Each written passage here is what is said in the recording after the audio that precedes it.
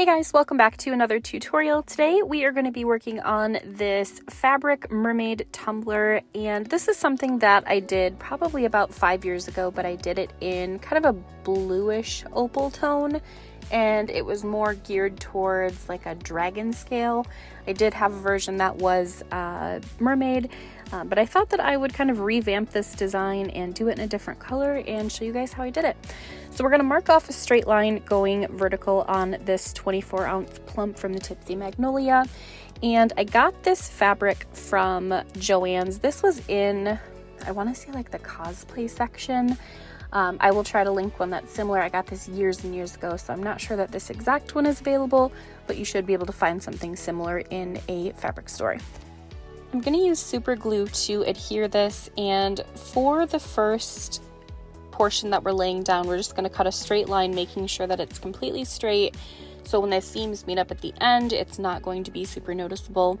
And I'm just going to kind of speed through this. What I'm doing is just putting some super glue down and then using my cup cradle from Kimmy Page Boutique, and I'm kind of using it as a crutch to make sure the fabric lays down flat. There's no ripples or anything like that. That's really important in this design. Otherwise you're going to have a really wobbly tumbler with epoxy on it, so just be mindful of that. And we're going to go all the way around with super glue, and then once it meets back up at the seams, we are going to kind of cut it down to make it look seamless.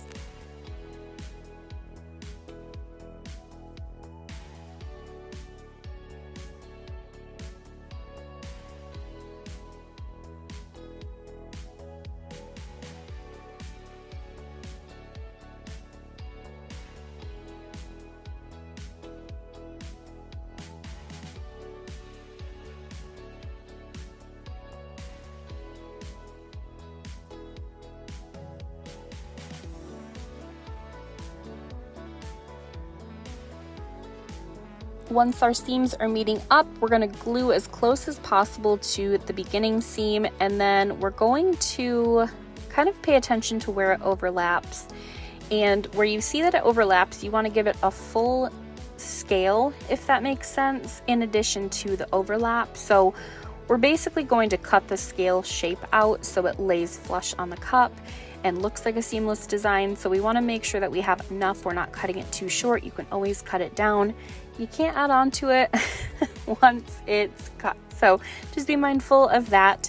And once you've got your excess cut off, we're going to go through just like I am now, and we're going to cut both the upwards and downwards way on these scales.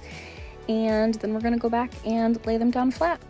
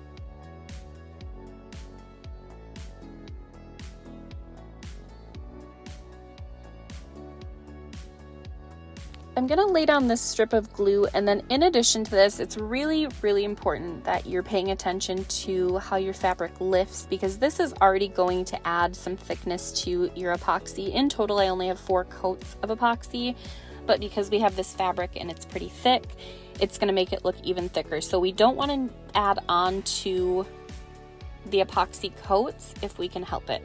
So I'm going to be really preventative here and make sure that these overlapping scales are completely flat on the cup. So after I lay that strip down and it's flush to the cup, I'm going to go through on the tips of the scales and make sure those are completely stuck to the cup, that when we roll epoxy over it, it's not going to lift.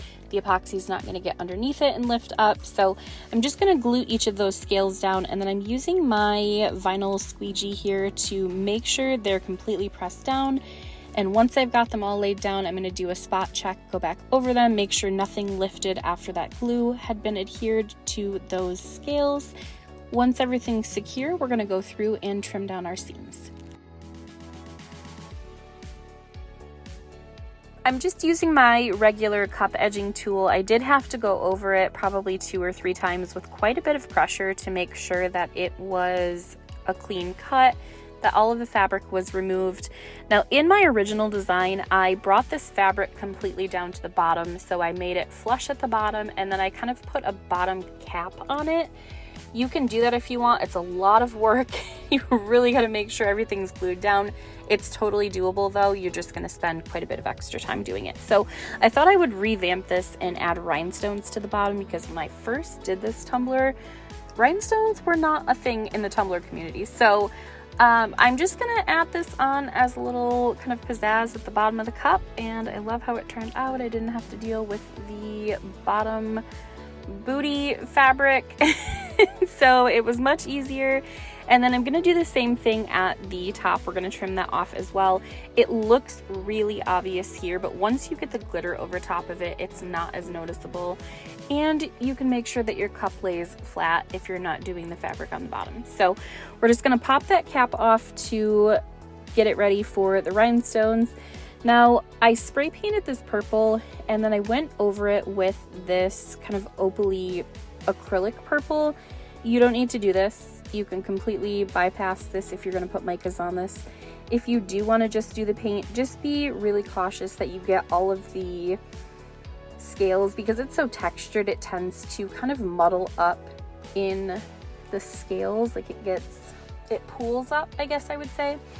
And when it does that, you kind of lose that scale texture. So in order to mitigate that, I took the paint, and I'm being really sloppy right now, but once I've got everything where I want it, I'm just going to take my paintbrush and make sure that I'm going downwards. So I'm going top to bottom, going with kind of the flow of the scales instead of going and working against the scales. When you're going with your paintbrush from the bottom to the top, like they said, the paint kind of pools up. If you go top to bottom, it kind of flows with the scales, and then you get to keep that texture. So we're going to go top to bottom and let that dry, and then we'll go in with our glitter. And by glitter, I mean mica flakes. So this is from Woods Goodies. This is by Felicia. It's just an opal, but it's got a like pinkish purpley tint. And so I'm gonna use the Aleene's Tacket. I could not think of the name of that. And we're gonna apply it over that acrylic paint once it's completely dry. You don't need a lot of this to apply your mica.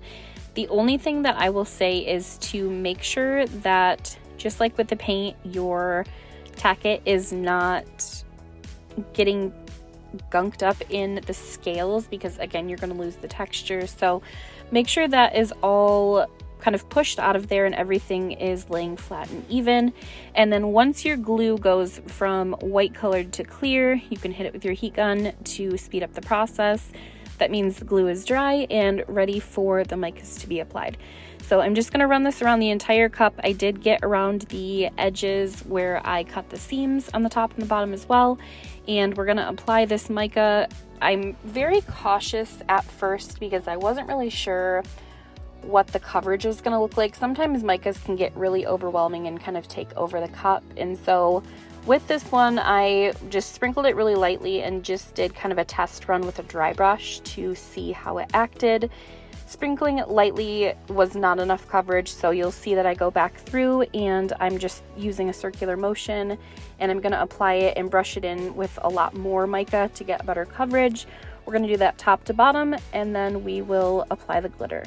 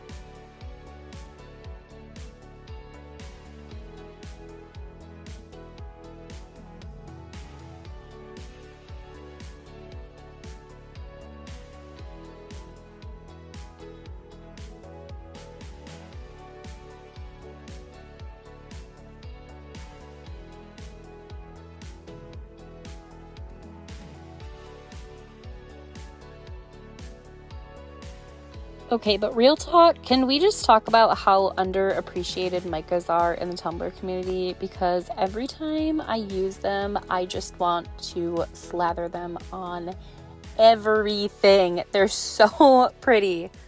Can't even.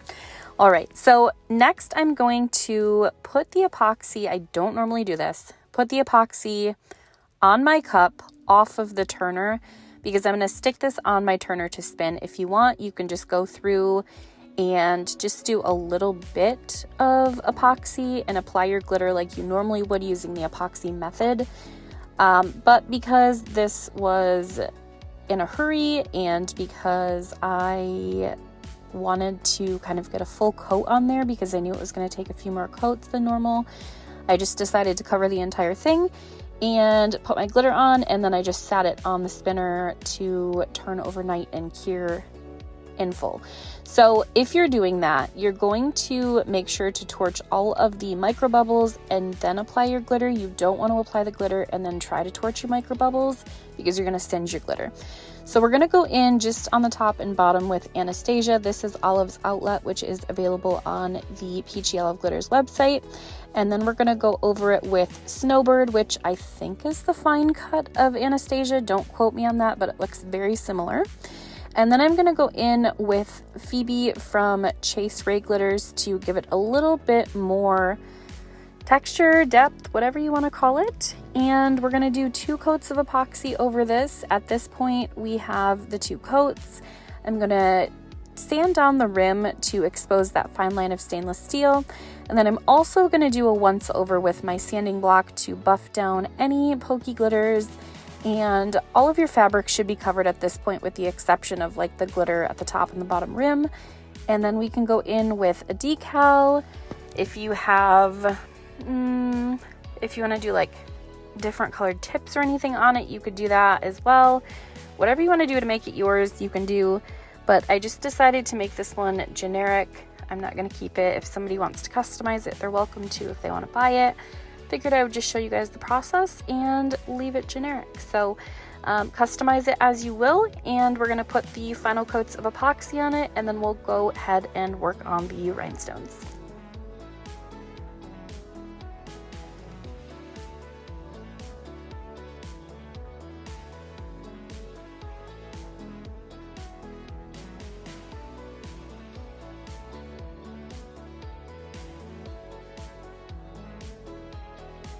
I'm going in with the Flynn Sisters Supply Shop epoxy. This is the fast set, but I did use the regular setting epoxy for my final coat, and I would say probably about 30 to 40 milliliters for each coat. The second one's going to be a pretty heavy coat just because you have to kind of fill in all of those craters, if you will. Basically the textures, like the indents in the fabric, takes up more epoxy than normal. So probably about 40 milliliters for that first solid coat after the glitter has been applied. For the third and fourth coat, I would say probably 30 to 35 milliliters, and making sure that all of the rims are completely coated, that there are no like air pockets or anything that are opening up once you go around the top and bottom rims where the epoxy was kind of edged off with the cup etching tool.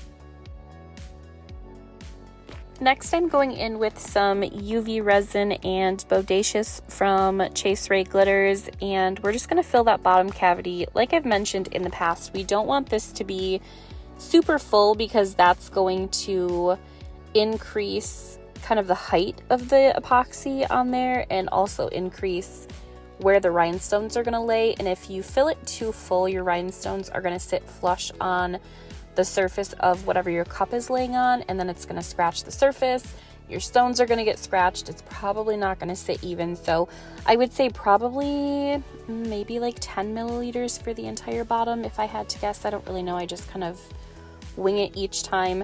But we're going to put that in the bottom and make sure to torch it and hit it with the UV light to cure it for a couple of minutes. And then I'm going to go in with UV epoxy for my rhinestones instead of using glue. So we're going to apply the, what is this called? The name tag from Mizzy's Doodles. I can't even think. Acrylic logo tag is what it's called. Oh my gosh, you guys, my brain cannot even today. And then we're going to go in with rhinestones. These are all from Flynn's Sister Supply Shop. I will list all of the stones that I used in the description box for you guys.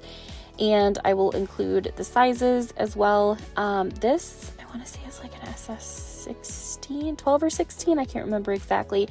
And then what I use for the center cavity is going to be just the mixture. Variety pack maybe is what it's called, or multi-size pack is what it's called. I'll link them for you guys.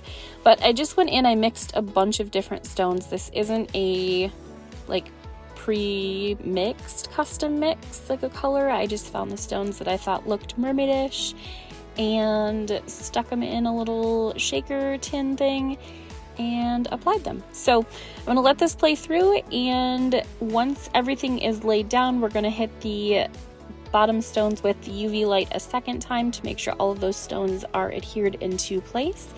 And after that, the tumbler is finished.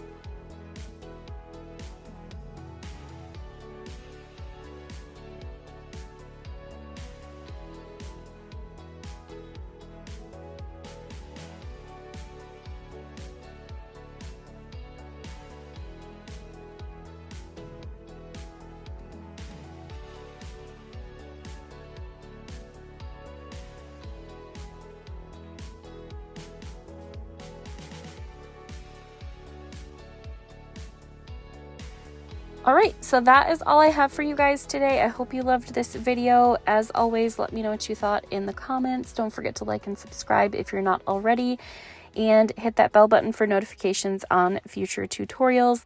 I do have my makers group as well as all of my social media links linked in the description box for you guys if you want to give me a follow and interact with me. I would love that. And I will see you guys next weekend.